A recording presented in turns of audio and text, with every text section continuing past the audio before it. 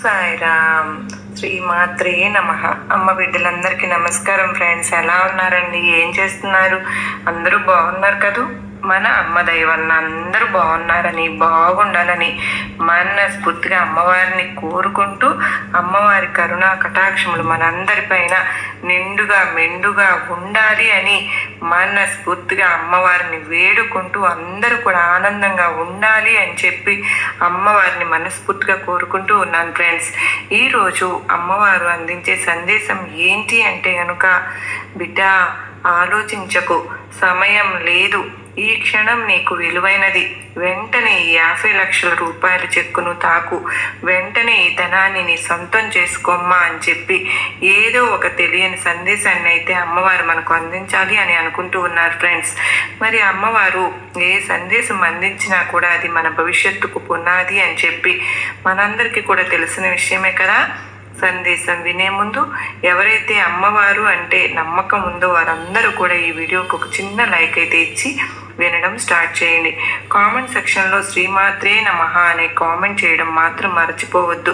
అయితే అమ్మవారు ఏమి చెప్పినా కూడా మన జీవితాలకు ఎంతగానో కనెక్ట్ అవుతూ ఉన్నాయక్క అని చాలామంది నాకు కామెంట్ సెక్షన్లో షేర్ చేస్తున్నారు, మెయిల్ పెడుతున్నారు. అంత మాత్రమే కాదండి, ఫోన్ చేసి కూడా చెప్తూ ఉన్నారు. మీరు ఎన్నోసార్లు పూజలు చేసుకుని, లేదంటే వేరే ప్రయత్నాలు చేసుకుని విసిగిపోయి చాలా ఇబ్బందులు పడుతూ ఉన్నా కూడా మీరైతే అమ్మవారిని ఎప్పుడు కూడా నమ్ముకుంటూ, అమ్మవారి మీద ప్రేమ చూపిస్తూ అలాగా ఉండడం వల్లనే ఇటువంటి అవకాశం దక్కింది అని చెప్పి నా అభిప్రాయం. అయితే మీరందరూ కూడా చక్కగా ఎప్పుడు కూడా ఎటువంటి సమస్యలు లేకోకుండా మనస్ఫూర్తిగా ఆనందంగా అమ్మవారిని సేవ చేసుకుంటూ, అమ్మవారిని ఇప్పుడు స్మరించుకుంటూ ఉంటే కనుక ఖచ్చితంగా ఏదో ఒక రోజైతే మంచి జరుగుతుంది. ఖచ్చితంగా మీరైతే అందరూ అదే అంటూ ఉన్నారు. ఎన్నో రకాల సమస్యల నుండి బయటపడి మేము ఆనందంగా ఉంటున్నాము అక్క. ఈ యొక్క సందేశం అయితే మాకు ఎంతగానో సహాయకరంగా ఉంటున్నాయి, మాకు చాలా ఆనందాన్ని కలిగిస్తూ ఉన్నాయి అని చెప్పి అటువంటి ఆనందాన్ని మరి అంతగా ఇస్తున్నప్పుడు మీరు చిన్న లైక్ ఇవ్వడం మాత్రం మర్చిపోతూ ఉన్నారు. అమ్మవారి యొక్క సహాయంతోనే మనం బయటపడి ఆనందంగా ఉంటున్నాము. అమ్మవారి యొక్క సందేశం ఏమిటి అంటే కనుక, బిడ్డ ఇప్పటి వరకు నువ్వు చాలా సమయాన్ని నువ్వు వృధా చేశావు తల్లి. ఇకపై నీకు సమయం లేదు. ఇప్పుడు నీకు ఉన్న ప్రతి క్షణము కూడా చాలా విలువైనదమ్మా. నీకు ధనం రావడం కోసం ఎన్నో రకాల ప్రయత్నాలు చేసి విసిగిపోయావు. నీకు దక్కవలసిన ధనం అనేది నీకు దక్కకుండా చాలా బాధపడుతూ ఉన్నావు. అసలు నువ్వు సంపాదించిన సొమ్ము అనేది నీ చేతిలో నిలవక ఎన్నో రకాల ఇబ్బందులు పడుతూ ఉన్నావు. అసలు ధనం నీ జీవితంలో ఒక సమస్యగా మారింది కదూ అమ్మా. ఎన్నో రకాల కష్టాలు పడ్డాను, ఎన్నో రకాల సమస్యలను చూశాను. జీవితం అంటే ఏంటో పూర్తిగా నేను తెలుసుకున్నాను. కానీ అంతా తెలిసేసరికి, జీవితం అంటే ఏంటో పూర్తిగా అర్థం చేసుకునేసరికి నా చేతిలో చిల్లి గవ్వ అనేది లేకుండా పోయిందమ్మా అని చెప్పి, ధనం అనేది ఇప్పుడు నాకు చాలా ముఖ్యం అమ్మా. నాకు రావలసిన ధనం నాకు వచ్చేలా చూడు తల్లి అని చెప్పి నువ్వు అడుగుతూ ఉన్నావు. కొంతమంది అమ్మ రేయనక పగలనక సంపాదిస్తూనే ఉన్నాను, ధనం కోసం తాపత్రయపడుతూనే ఉన్నాను, దానికోసం కష్టాన్ని కూడా చేస్తూ ఉన్నాను, అయినా కూడా నాకు దక్కవలసిన ధనం అనేది నాకు దక్కడం లేదమ్మా అని చెప్పి ఇబ్బంది పడుతూ ఉన్నావు. బిడ్డ, జీవితం అంటేనే ఒక కష్ట సమయం అనేది ఒకటి ఉంటుంది, ఒక సుఖ సమయం అనేది కూడా ఉంటుంది. కష్ట సమయాన్ని చూసి భయపడేవాళ్ళు సుఖ సమయాన్ని చూసి సంతోషపడేవారు జీవితంలో ఎప్పుడూ కూడా ముందడుగు వేయలేరు. నువ్వు చూడని ధనము కాదు, నువ్వు సంపాదించని ధనము కాదు, ఇవాళ రోజున నీ చేతిలో ధనం లేదు అని చెప్పి నలుగురు నిన్ను చిన్న చూపు చూడవచ్చు. కానీ రేపటి రోజున నువ్వు సంపాదించిన ధనం కంటే ఎక్కువ ధనం నీకు అందబోతుంది బిడ్డ. ఇప్పుడు నేను చెప్పే ఈ చిన్న కథను జాగ్రత్తగా విను. ఇప్పుడే నీకు పూర్తిగా అర్థమవుతుంది. ఒక నలుగురు వ్యాపారస్తులు ఉన్నారు. నలుగురు కలిసి చాలా క్రమశిక్షణగా వ్యాపారం చేసుకుంటూ ఉంటారు. వ్యాపారంలో మెలకువలు ఏంటి అంటే వ్యాపారం ఎలా చేస్తే లాభాలు వస్తాయి, ఎలా చేస్తే నష్టాలు జరుగుతాయి అని చెప్పి ఆ నలుగురికి బాగా అర్థమవుతుంది. ఆ నలుగురిలో ఒకరు మాత్రం ఏమీ తెలియని అమాయకుడు అని చెప్పి మిగతా ముగ్గురు అనుకుంటూ ఉంటారు. వీరందరూ కూడా ఒకరోజు అడవిలో ప్రయాణం చేసి వేరే దేశానికి వెళ్ళవలసి ఉంది. అయితే అడవిలో గుర్రాలు పట్టుకుని వాళ్ళ ప్రయాణాన్ని అయితే మొదలు పెడతారు. అడవి మార్గంలోకి మధ్యలోకి రాగానే వారికి కొన్ని బంగారపు చెట్లు అనేవి కనిపించాయి. ఒక్కసారిగా నలుగురు ఆ బంగారపు చెట్లను చూసి ఆశ్చర్యపోయారు. కానీ అప్పటికే చాలా దూరం ప్రయాణించిన వారికి కడుపులో ఆకలి కూడా బాగా వేస్తూ ఉంటుంది, దాహం కూడా అనిపిస్తుంది. అసలు ఈ ఆకలి తీర్చుకోవడం కోసమే దారిలో ఏం దొరుకుతుందా అని చెప్పి ఎదురు చూస్తూ ఉన్న సమయంలో వారికి ఈ బంగారపు చెట్లు అనేవి కనిపించాయి.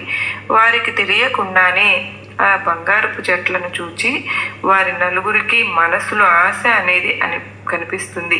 ఆ దెబ్బతో ఈ బంగారంతో మేము ధనవంతులుగా అయిపోతూ ఉన్నాము, ఇన్ని సంవత్సరాలు మనం మంచి పడిన కష్టం అంతా కూడా వృధా. ఎందుకంటే ఎప్పుడూ ఈ అడవిలోకి రావాల్సింది, ఈ బంగారాన్ని చూడవలసింది, ఈ బంగారాన్ని అంతా కూడా తీసుకుని వెళ్ళిపోవలసింది, మేము ఎక్కడో ధనవంతులుగా అయిపోయేవాళ్ళం ఎప్పుడూనే అని చెప్పి వారు మనసులో అనుకుంటూ ఉంటారు. ఆ ముగ్గురు ఆలోచించినట్లుగా ఆ ఒక్క వ్యక్తి మాత్రం ఆలోచించలేదు. అతను ఏమనుకుని అంటూ ఉన్నారంటే, ఈ బంగారపు చెట్లు పక్కన ఉన్న బాదం చెట్టును, యాపిల్ చెట్లు, బత్తాయి చెట్లను అతను చూసి, ఆహా, ఇందాక నుంచి ఆకలితో మనకు ఆకలిస్తూ ఉంది, నా కడుపుకు ఆహారం దొరికింది అని చెప్పి సంతోషపడతారు. ఇక నలుగురు కూడా గుర్రాలు దిగుతారు. గుర్రాలు దిగి అందరూ కూడా వారి దగ్గర ఉన్న గోతాలు తెరుచుకుని ఆ గోతాలలో బంగారం మొత్తం కూడా వేసుకుంటారు. వారి దగ్గర ఉన్న గోతాలు మొత్తం కూడా నిండిపోతాయి. ఒక్కొక్కటిగా గుర్రాల మీదకు ఎక్కించుకుంటూ ఉన్నారు. కానీ ఆ నలుగురిలో ఇంకొకరు మాత్రం బాదం పండ్లను, బత్తాయి పండ్లను, యాపిల్ పండ్లను వీటన్నిటినీ కూడా గోతాల నిండా నింపుకుని అతని యొక్క గుర్రం మీదకు ఎక్కించుకున్నారు. మిగతా ముగ్గురు చూసి పకపక నవ్వుతారు. అరే, మేము అనుకున్నది నిజమే కదా, ఇంత బంగారం కళ్ళ ముందు కనిపిస్తూ ఉంటే తిండిపోతూ వాడిలాగా తినడానికి నీకు ఇప్పుడు తిండి గురించి ఆలోచించుకుంటూ బత్తాయి పండ్లను, బాదం పండ్లను గోతాలకు నింపుకుంటున్నావా? జీవితంలో ఇంత బంగారాన్ని ఎప్పుడైనా చూసావా? ఇకపై చూస్తావా? చెప్పు, ఆ నమ్మకం అయితే నీకుందా? ఇప్పుడు దొరికిందే అవకాశం అని చెప్పి బంగారాన్ని గోతాల్లోకి ఎత్తుకుని వెళ్ళాలి, కానీ నీకు ఇప్పుడు తిండి కావలసి వచ్చిందా అని చెప్పి మిగతా ముగ్గురు నవ్వుకుంటూ ఉంటారు. అప్పుడు ఆ నాలుగు అతను ఏమి సమాధానం చెప్తాడు అంటే, మనం మార్గ మధ్యంలో బంగారం కనిపిస్తుంది అని చెప్పి కలలో కూడా మనం ఊహించలేదు. మనం ఆకలి కోసం పండ్లు దొరుకుతాయేమో అని చెప్పి వెతుక్కుంటున్న క్షణంలో మనకు ఈ బంగారం కనిపించింది. కానీ మన ఆకలిని పక్కన పెట్టి బంగారాన్ని వెతుక్కోవడం అనేది, బంగారాన్ని గోతాల్లో నింపుకోవడం అనేది ఎంతవరకు సరైన పని నాకైతే అర్థం కావడం లేదు. ఆకలితో చచ్చిపోయామే అనుకో, ఈ బంగారాన్ని ఏమి చేసుకుంటాము? చచ్చిపోయిన తర్వాత మన శవాల మీద నుంచి ఈ బంగారాన్ని మరొకరు తీసుకుని వెళ్ళిపోతారే తప్ప మన ఆకలి అనేది తీరదు కదా. అప్పుడు ఈ ఆకలిని తీర్చుకుని ఉంటే, బ్రతికి ఉంటే మనం ఇటువంటి బంగారాన్ని ఎంతైనా మన తెలివితేటలతో సంపాదించుకోవచ్చు అని చెప్తారు. అరే పోరా పిచ్చోడా, మాకు ఇప్పుడు ఈ బంగారమే ముఖ్యం, నువ్వు ఒక పిచ్చోడివి, నీకు నచ్చినట్లుగా నువ్వు చేసుకో అని చెప్పి వారు మాత్రం బంగారం దొరికిందే అదునుగా జేబుల్లోనూ, ఇంకా వారి యొక్క చొక్కాల్లోనూ, పంచెల్లోనూ, అన్నిటిలోనూ ఎక్కడ ఖాళీ ఉంటే అక్కడ మొత్తాన్ని కూడా వారి యొక్క గుర్రం మేరకు ఎక్కించుకుని ఆ ముగ్గురు కూడా బయలుదేరి వెళ్తూ ఉంటారు. ఇక నాలుగు అతను మాత్రం తిండిని, కేవలం ఆహారాన్ని మాత్రమే గుర్రం మీద ఎక్కించుకుని వెళ్తూ ఉంటారు. ఇక వారి ప్రయాణం అయితే మళ్ళీ మొదలైంది. ప్రయాణంలో వారు అడవి మార్గ మధ్యలో మాత్రం ఉన్నారు. కానీ వారికి ఈ దేశం దాటి మరొక దేశం వెళ్ళాలి అని చెప్పి మర్చిపోయారు వారు ముగ్గురు కూడా.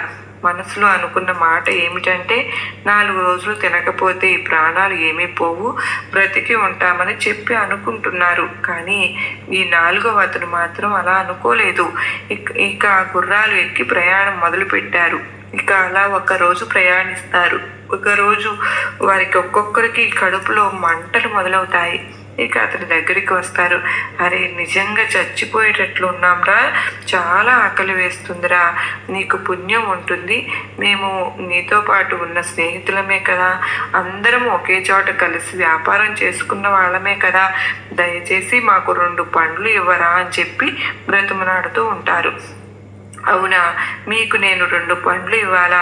మీరు అన్నట్లుగా మీరు వ్యాపారస్తులే, నేను వ్యాపారస్తుడినే కనుక వ్యాపారం ఆలోచనలతోనే నేను మీకు 2 పండ్లు ఇవ్వాలంటే మీ దగ్గర ఉన్న బంగారంలో కొంచెం ఇవ్వాలి అని చెప్పి చెప్తాడు అతను. ఇక వారు అయితే మీ దగ్గర ఉన్న బంగారంలో నాకు కూడా వాటా ఇవ్వండి, అప్పుడే నేను మీకు ఈ పండ్లు అనేవి ఇస్తాను అనేసి అంటారు. ఒక వ్యాపారస్తుడిగానే ఆలోచించి వాళ్ళ ముగ్గురు కూడా వారి దగ్గర నుంచి బంగారాన్ని అయితే సగం సగం అతనికి ఇస్తారు. అలా ఇవ్వడం వల్ల ఇప్పుడు అత్యంత ఎక్కువ బంగారం ఈ 4వ వ్యక్తి, పండ్లు ఉన్న వ్యక్తి దగ్గరికే వచ్చేస్తుంది. ఎందుకని అంటే కనుక ముగ్గురు దగ్గర కంటే కూడా ఇతని దగ్గరే బంగారం ఎక్కువగా ఉంది. అప్పుడు అనుకుంటారు ఇతను తెలివైన వ్యాపారస్తుడు అని చెప్పి.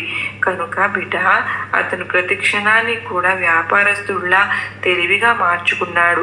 ప్రస్తుతం నీ జీవితానికి ఏది అవసరమో దాని గురించి నువ్వు ఆలోచించు. అప్పుడు నీ ఆలోచన దేని వైపు అయితే ఉంటుందో ఆ ఆలోచన ఉపయోగించుకునే ప్రయత్నం చేస్తే కనుక నీకు కావలసిన ధనం, నువ్వు కోరుకున్న ధనం చాలా తేలికగా నీ దగ్గరకు వస్తుంది అని చెప్పి గుర్తుంచుకో. ప్రతి క్షణము విలువైనదే, ప్రతి ఆలోచన కూడా విలువైనదే. కనుక నువ్వు ఇప్పుడు ధనం లేక ఇబ్బంది పడుతున్నావని చెప్పి నాకు అర్థమైంది తల్లి. ఎన్నో రకాల అవమానాలను పడ్డావు, ఎన్నో రకాలైన బాధలను అనుభవించావు. డబ్బు లేదని చెప్పి చిన్న చిన్న కోరికలను కూడా చంపుకుంటూ ఈ చిన్న జీవితంలో ఎన్నో రకాల కష్టాలను పెట్టుకుని, అంటే కన్నీరుతో రోజులు కన్నీరు పెట్టుకుని 4 గోడల మధ్య నలిగిపోయావు. అయితే ఇకపై నీకు అటువంటి అవసరం అనేది లేకుండా చేస్తున్నాను. నువ్వు పడుతున్న బాధలన్నింటిలోనూ కూడా న్యాయం ఉంది బిడ్డ. ఎప్పుడైనా కానీ నిజం మాట్లాడుకుంటే న్యాయమే గెలుస్తుంది. ఎవరైతే నిన్ను హేళన చేశారో, ఎవరైతే నిన్ను ఇబ్బంది పెట్టారో, ఎవరైతే నిన్ను బాధ పెట్టారో వారందరి నోళ్ళు మూసుకునే రోజు అయితే చాలా తొందరలోనే ఉందమ్మా. కానీ నువ్వు మాత్రం కాస్తంత ఓపిక పట్టు బిడ్డ. అంతా మంచి జరిగేలా నేను చూసుకుంటాను తల్లి. దేని గురించి కంగారు పడకు, ముఖ్యంగా దేని గురించి నువ్వు భయపడకు కూడా. ఎందుకంటే నువ్వు భయపడే అంతగా నీ జీవితంలో ఏది జరగదమ్మా. ఇది మాత్రం నువ్వు గుర్తుంచుకో బిడ్డ. ఆర్థికంగా నువ్వు చాలా ఇబ్బంది పడుతూ ఉన్నావుగా, ఎన్నో ఆర్థిక సమస్యలు నీకు ఉన్నాయి. ఆ సమస్యలన్నింటినీ కూడా నేను ఎప్పటికప్పుడు గమనిస్తూనే ఉన్నాను. వాటన్నిటిని కూడా తీర్చే ప్రయత్నం చేస్తూనే ఉన్నాను. తప్పకుండా నీకు సమస్యలు అనేవి ఒక్కొక్కటిగా తీరిపోతాయి అని చెప్పి గుర్తుంచుకో. నీకు ఎన్నో చోట్ల డబ్బు నీకు రావాల్సి ఉంది. ఎవరు డబ్బులు ఇబ్బందులు పెట్టకుండా సతాయిస్తున్నారో, ఎవరు నిన్ను ఏడిపిస్తున్నారో వారందరి నోర్లు కూడా మూతపడే రోజు వచ్చింది. వారే వారి యొక్క చేతులతో నీ డబ్బులను తీసుకొచ్చి నీ చేతుల్లో పెడతారు అని నేను నీకు చెప్తున్నాను బిడ్డ. కొంతమందికి నువ్వు తీర్చవలసిన అప్పులు ఉన్నాయి. ఆ అప్పులు అనేవి నువ్వు ఎలా తీరుతుంది అని చెప్పి భయపడిపోతూ ఉన్నావు కదూ. వారనే మాటలు మనసులో పెట్టుకుని చాలా బాధపడిపోయావు. తప్పకుండా వారి యొక్క అప్పు అనేది నువ్వు చాలా తొందరలోనే తీర్చేస్తావమ్మా అని చెప్పి కూడా నువ్వు గుర్తుంచుకో తల్లి. ఇక ఇలా ఒకటి కాదు, రెండు కాదు, ఎన్నో రకాల సమస్యలు అనేవి నిన్ను ఒక్కసారిగా చుట్టుముట్టాయి. కానీ ఆ సమయానికి ఆ సమస్య తీర్చుకోవడానికి కూడా నీకు డబ్బే కాదు, డబ్బు లేకనే కదా నువ్వు ఇప్పుడు ఇబ్బంది పడిపోతూ ఉన్నావు. నీ యొక్క కుటుంబం ఏదైతే ఉందో, నీ కుటుంబంలో ఒక వివాహం జరిపించాలని చెప్పి నీవు చాలా ఆశగా కూడా ఎదురు చూసావు. కానీ ఆ వివాహం జరిపించుకోవడానికి కూడా కావలసినటువంటి ధనం అనేది నీ దగ్గర లేక నువ్వు చాలా ఇబ్బంది పడిపోతూ ఉన్నావు. ఎవరికి చెప్పుకోవాలో నీకు తెలియలేదు. ఎవరికి చెప్పుకున్నా కానీ నిన్ను హేళనగా చూస్తున్నారు, నిన్ను తక్కువగా చూస్తారు అని చెప్పి బాధపడ్డావు. తప్పితే నీ యొక్క సమస్య అనేది తీరుతుందని చెప్పి నమ్మకం అనేది నీకు లేకుండా పోయింది కదూ తల్లి. ఇంకా నీ బిడ్డలు కూడా నిన్ను కాస్త సతాయిస్తూ ఉన్నారు. నీ బిడ్డల జీవితంలో కూడా ఒక గొప్ప మార్పు అనేది రాబోతుందమ్మా. అన్నిటికీ కూడా డబ్బు అనేది మూలాధారం నీ జీవితంలో. ఇప్పుడు కనుక నువ్వు ఊహించనంత ధనం అనేది నీ చేతిలో పడేలా నేను చూస్తాను.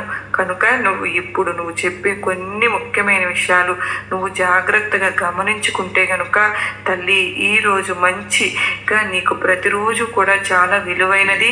అవసరం లేని ఆడంబరాల కోసం కానీ, అనవసరమైన ప్రయాణాలు కానీ చేస్తూ నీ దగ్గర ఉన్న డబ్బును నువ్వు ఖర్చు చేయవద్దు. ఇక ముఖ్యంగా నీ దగ్గర ఉన్న కాస్తంత కొద్దిపాటి ధనాన్ని కూడా ఉపయోగించుకుని ఆ ధనాన్ని పొదుపు చేసుకునే ప్రయత్నం అయితే చెయ్యి. అంతకు తప్పితే ఆ ధనంతో ఎప్పుడైనా కొనేద్దాం మాత్రమని అనుకోవద్దు, అలా ఆలోచించవద్దు. ఇక అన్నిటికంటే ముఖ్యమైనది ఏంటో తెలుసా? వృధా ఖర్చులను మాత్రం అసలు పెట్టవద్దు. ఇక అన్నిటికీ కూడా ముఖ్యమైనది, నలుగురిలో ఆడంబరంగా కనపడడం కోసం బట్టలకు ఇప్పటికే నువ్వు చాలా ఖర్చు చేసేసావు. కనుక నువ్వు ఇప్పటి వరకు ఉన్న బట్టలను జాగ్రత్తగా వాడుకుని ఎక్కువ ధనాన్ని బట్టలకు ఖర్చు పెట్టకుండా చూసుకో.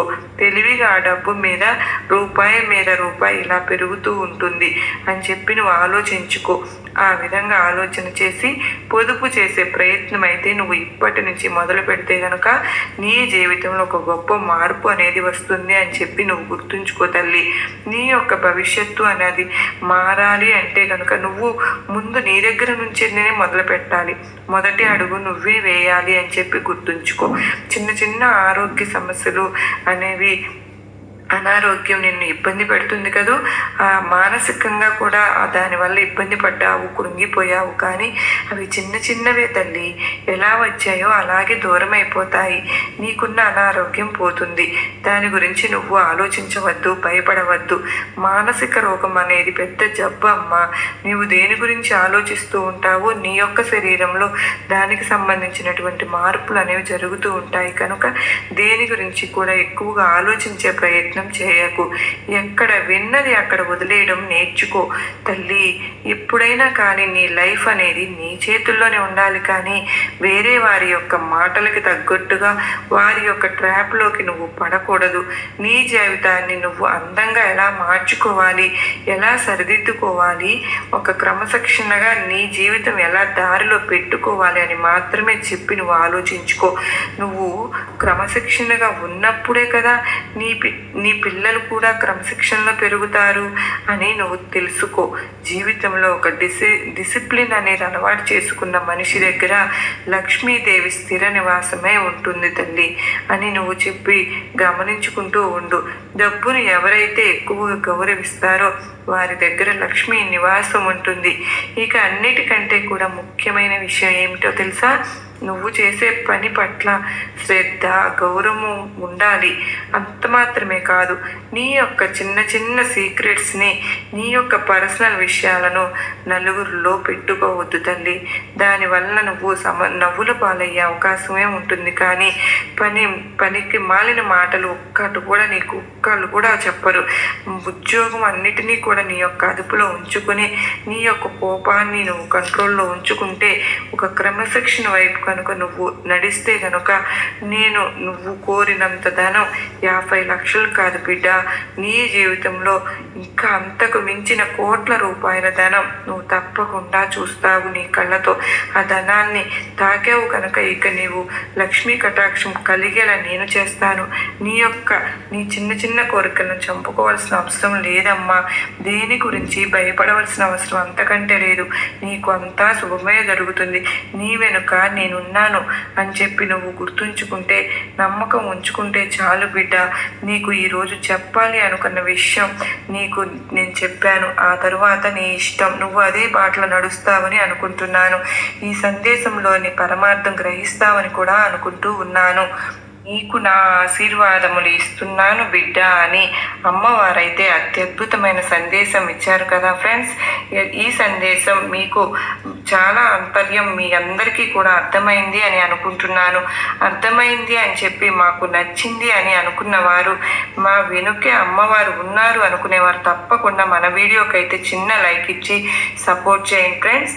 అంత మాత్రమే కాదండి, మీ సపోర్ట్ నాకు ఎంతో అవసరం. మరి మీకు నచ్చింది కాదు, మరో చక్కని అమ్మవారి సందేశంతో మరలా మీ ముందుంటానండి. అంతవరకు నమస్కారం. ఓం సాయిరాం. శ్రీమాత్రే నమః. సర్వే జనా సుఖినో భవంతు.